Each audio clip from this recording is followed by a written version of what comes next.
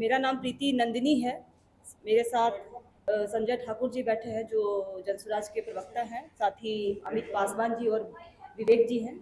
आज जिस विषय पर हम चर्चा करने वाले हैं, आप सभी जान रहे हैं कि जब से बिहार में चुनाव को लेकर के राजनीतिक पार्टियां अब अपने अपने जो दांव पेच है वो खेलना शुरू कर चुकी है। समय बहुत नज़दीक आ रहा है। इसी में हम देख रहे हैं कि राजद जो है, तेजस्वी यादव जी जिस तरीके से लोभ लुभावन वादे करके जनता को बरगलाने की कोशिश फिर से स्टार्ट कर दिए हैं, उसी विषय पर हम आज कुछ चर्चा करेंगे।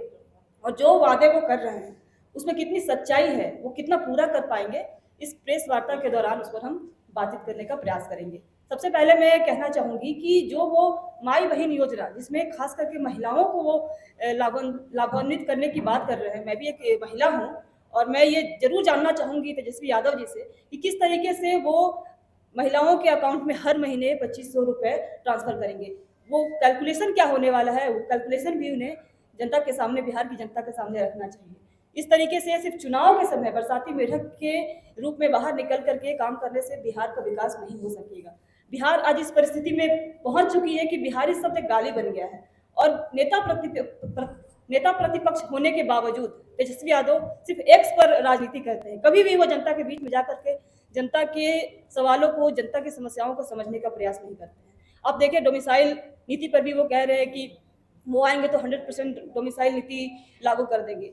जब वही युवा सड़क पर मार खा रहा होता है तो वो कहीं दूसरे जगह पे पार्टी कर रहे होते हैं, तो उस सच्चाई पे वो क्यों नहीं बात करना चाहते हैं? बिहार की जनता को ये सब कुछ दिख रहा है और आगे आने वाले चुनाव में इसका जवाब बिहार की जनता देगी। आगे दुनिया बेवकूफ लगता है, वही हालत लगभग हम लोग जो राजद के नेता हैं, बिहार के नेता नहीं है, राजद के नेता हैं, क्योंकि लालू जी के लड़के हैं तो राजद के नेता बन गए। उनको लगता है कि पूरी बिहार की जनता बिल्कुल बेवकूफ है। मैम जो बात बता रही थी उस बात से तो यही समझ में आता है, और जो उनका कुछ बयान आया है कि जितना मेहनत, आप सोचिए, मैं आपसे 2-3 दिन से मिल रहा हूँ और बिहारी होने के नाते मुझे इतना शर्म आता है कि विपक्षी गायब है। जितना मेहनत एक चौथी क्लास का बच्चा 5वीं में जाने के लिए करता है, उससे भी कम मेहनत हमारे तेजस्वी जी कर रहे हैं। जो माई बहन योजना के बारे में जानकारी दे रहे हैं, तेजस्वी जी का बयान है कि 2500 रुपया हम माई बहन योजना के अंतर्गत देंगे। तो आप 5वीं या 6ठी क्लास के बच्चे के साथ अगर बैठेंगे और उसके साथ गणित करेंगे तो इस पूरे योजना को बिहार में क्रियान्वित करने में लगभग खर्चा होगा 1,80,000 करोड़। अब आप बताइए, आप लोग पत्रकार हैं, ग्रासरूट जर्नलिस्ट हैं, अगर 1,80,000 करोड़ सिर्फ महिलाओं पे खर्च कर देंगे तो बाकी बिहार का जनता क्या करेगा? तेजस्वी जी से कोई पूछे कि बिहार का फिस्कल डिफिसिट क्या है, अगर वो बिहार के मुख्यमंत्री बनना चाहते हैं तो फिस्कल डिफिसिट पिछले साल का क्या है? जब वो 2022 में मिली जुली सरकार वो 4% है, कितना हो सकता है? तो आप बताइए कि इस आदमी के बारे में क्या बयान दिया जाए?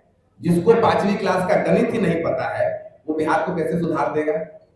दूसरा, आपसे एक सवाल है, तेजस्वी से क्या सवाल करेंगे? आप अपने बच्चे को अगर गणित पढ़ाने के लिए भेजेंगे कहीं तो उस टीचर को तो गणित आना चाहिए। तो जो आदमी खुद नहीं पढ़ा लिखा है, जिसका पढ़ाई के प्रति कोई रुचि नहीं है, वो बिहार को कैसे सुधार देगा? आप बोलिएगा भैया ये कैसे आप बोल रहे हैं, तो इनके डोमिसाइल पॉलिसी पर बयान देख लीजिए। 2012 से 2019 तक बिहार में डोमिसाइल पॉलिसी लागू नहीं था। फिर 2020 में डोमिसाइल पॉलिसी लागू हुआ। इतिहास पर अगर बिहार का पॉलिसी बनाएंगे तो बिहार का शिक्षा पॉलिसी कैसा होगा, यही आप बता दीजिए। बिहार का फाइनेंस पॉलिसी क्या होगा, बिहार का हेल्थ पॉलिसी क्या होगा, जब उनको यही पता नहीं है कि वो सरकार में थे और उन्होंने इस डोमिसाइल पॉलिसी का विरोध किया था। 2023 में कौन था? इन्हीं की महागठबंधन थी और कैबिनेट से इनके मंत्री ने कहा, चंद्रशेखर जी ने, कि पॉलिसी बिहार में लागू नहीं सकती है क्योंकि बिहार में इतने क्वालिफाइड लोग ही नहीं है, बच्चों का भविष्य ताक पर आ जाएगा। ये वही तेजस्वी यादव हैं जिनके पिताजी, जिनके माताजी का 15 बरस का शासन बिहार में जुल्म का शासन था, आतंक का शासन था, अपराध और भ्रष्टाचार का शासन था। आज उस कीचड़ में ये कमल कहाँ से खिल गए? लिख लोढ़ा पढ़ पत्थर, जानकारी कुछ नहीं है, बांट रहे हैं रेबड़ी।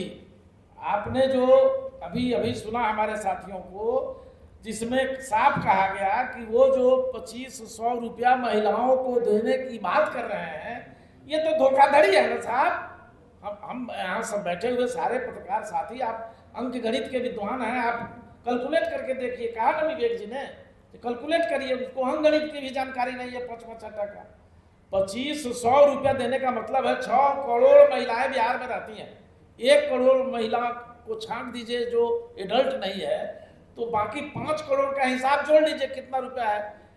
1,80,000 करोड़ रुपया कहाँ से ले आएंगे? 3,04,000 करोड़ रुपया का चालू वित्तीय वर्ष में बजट है बिहार सरकार का।